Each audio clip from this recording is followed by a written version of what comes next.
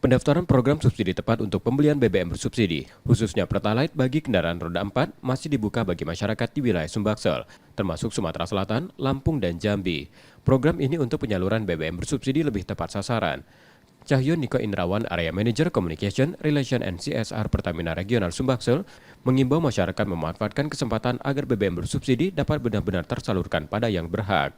Pendaftaran program subsidi tepat dapat dilakukan dengan mudah melalui website subsiditepat.mypertamina.id atau dengan mengunjungi SPBU terdekat.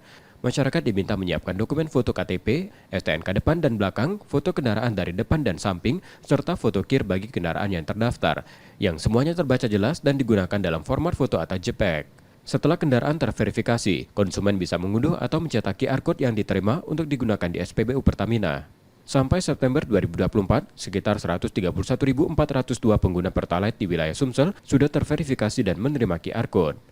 Penerapan QR Code untuk pembelian Pertalite untuk memastikan penggunaan BBM subsidi Pertalite untuk roda 4 lebih tepat sasaran. Saat ini program belum diwajibkan untuk kendaraan roda 2. Seperti penerapan QR Code untuk solar subsidi, program ini adalah langkah mereka untuk mencatat Pertalite yang lebih baik dan transparan sesuai Kepmen ESDM nomor 37 tahun 2022. Pertalite dengan RON 90 ditetapkan sebagai BBM penugasan oleh pemerintah, sehingga BBM subsidi termasuk Pertalite lebih tepat sasaran.